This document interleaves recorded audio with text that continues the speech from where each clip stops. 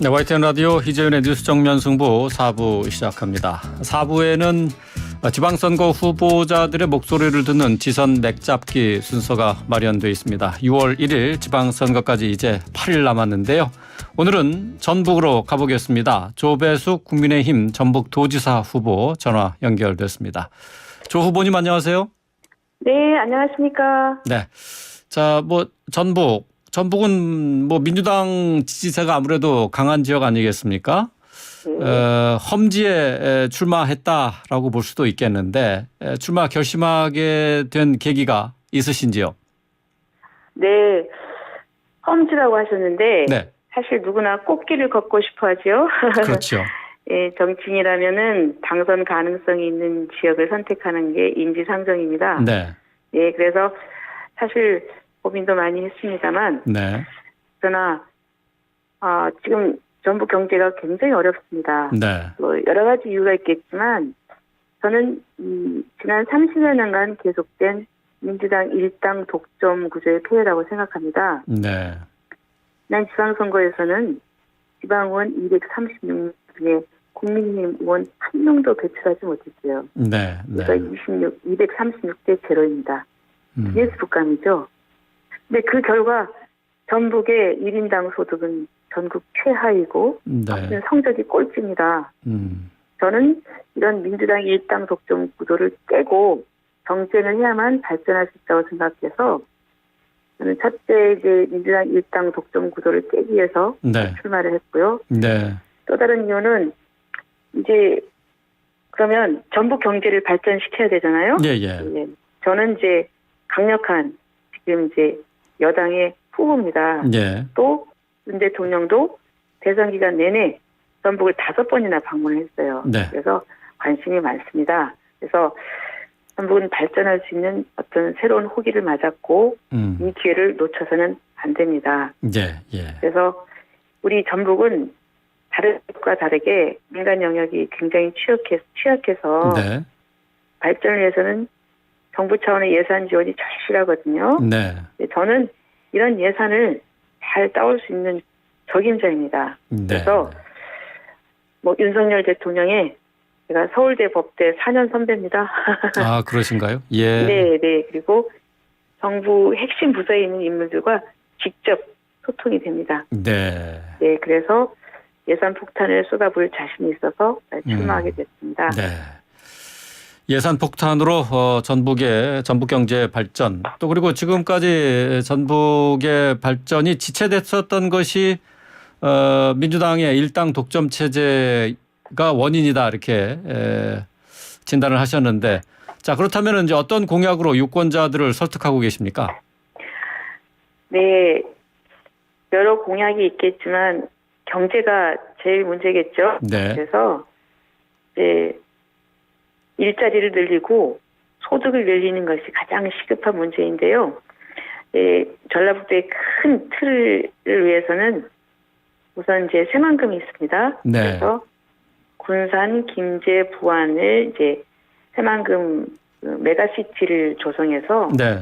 이제 글로벌 기업을 유치하는 겁니다. 네. 지난번에 윤석열 대통령께서도 오셔가지고 새만금에 좀 글로벌 기업, 좋은 기업들이 유치돼서 좀 사람들이 바글바글하고 네. 거기서 그냥 돈을 좀 많이 벌어갔으면 좋겠다. 네. 제가 그렇게 하겠다 이렇게 말씀하셨거든요. 네. 예. 그리고 또 전주, 완주 통합을 해서 전주권 균형 발전 광역시를 조성해서 네. 양대 축을 중심으로 해서 전북을 발전시켜서 일자리를 만들겠습니다. 그리고 또 지금 또 4차 산업혁명 시대입니다. 네. 청년들이 선호하는 일자리가 있어요. 네. 네, 그래서 그거는 이제 미래 첨단 산업인 핀테크나 블록체인, 메타버스, AI, 로봇 등 이런 첨단 기술을 내용으로 하는 이 창업 네. 생태계를 조성하겠습니다. 예. 창업을 하려면 돈이 필요하잖아요. 네. 네. 근데 마침 윤석열 정부가 전북을 제3금융중심지로 지정하겠다는 공약을 내걸었어요. 네. 예. 저는 여기에다 또 농협 중앙회 이전을 추진하려고 하고요. 네. 어쨌든 이런 이제 제3금융 중심지가 되면 이 전북에서 창업하는 사람들 또 사업하는 사람들에게 이 필요한 자금을 확실하게 지원해주는 그런 환경을 네. 조성하고 그렇다면 전북은 새로운 도약의 기회를 맞을 것입니다. 네. 전북 발전에 이제 청사진을 제시해 주셨는데 새만금 공약은 빠질 수가 없는 것 같아요. 메가시티를 조성해서 글로벌 기업을 유치하시겠다고 하셨는데 지금 상대당 민주당의 후보는 김관영 후보잖아요. 김 후보가 지난번에 이 방송에 나와서는 새만금에 디즈니랜드를 유치하겠다 이렇게 얘기를 했어요. 이 부분은 어떻게 보십니까? 네. 뭐 여러 가지 이제 고민을 할 수 있겠죠. 네. 그런데 제가 그 다음에 토론회에서 이 디즈니랜드 유치하신다고 했는데 그 현실성에 대해서 좀 물어본 적이 있어요. 네. 왜냐하면은 이 디즈니랜드 같은 대형 놀이시설은 거기서부터 1시간 이내의 지역의 인구가 한 500명 정도는 상주해야 수익성이 있다는 이 연구 보고서가 있거든요. 500만 명인가요? 500명은 아니겠죠? 아, 예. 제가 500명이라고 했나요? 예, 예. 500만 명입니다. 예, 예. 예. 죄송합니다. 예. 예.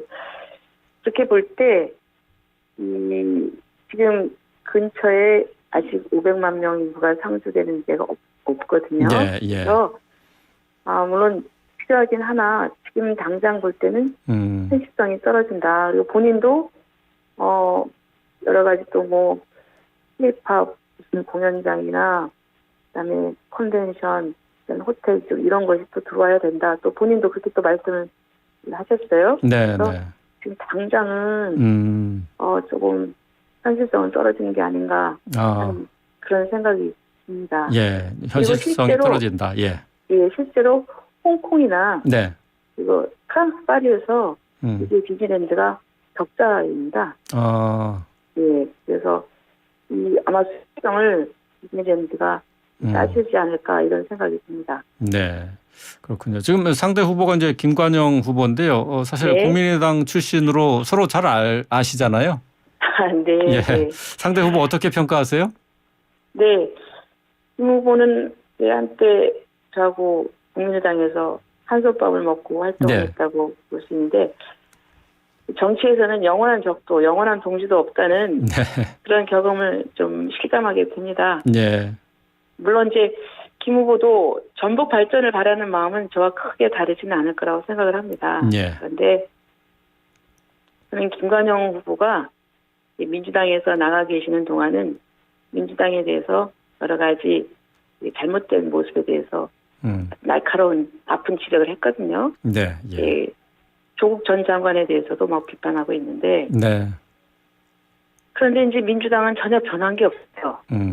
그때나 지금이나 여전히 조국 수호를 외치고 있고 또 이제 박지원 비대위원장이 조국이 사과해야 된다 이렇게 하니까 네.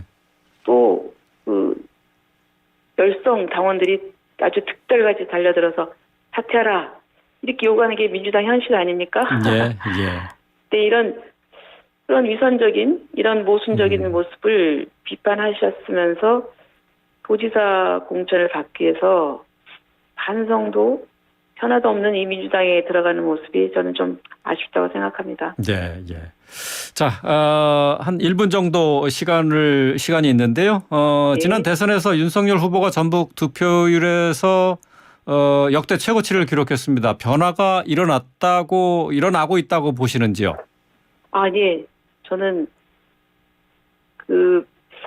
사실 대선 전에 내부적으로 여론조사를 했을 경우에 네.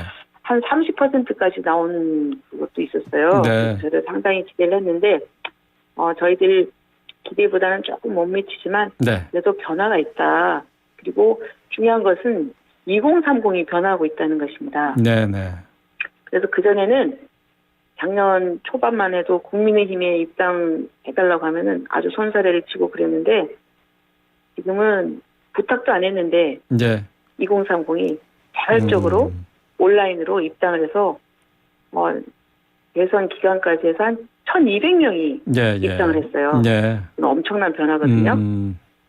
네, 알겠습니다. 뭐 일단 뭐 조 후보께서 지금 출마하신 곳이 이렇게 쉽지 않은 선거구이기 때문에 좀 어려움이 예상이 됩니다만은 앞으로 이제 변화가 예상된다고 하셨으니까 선거 과정에서 또 그리고 선거 결과가 또 좋게 나타나기를 기대를 하겠습니다. 오늘 말씀 여기까지 듣겠습니다.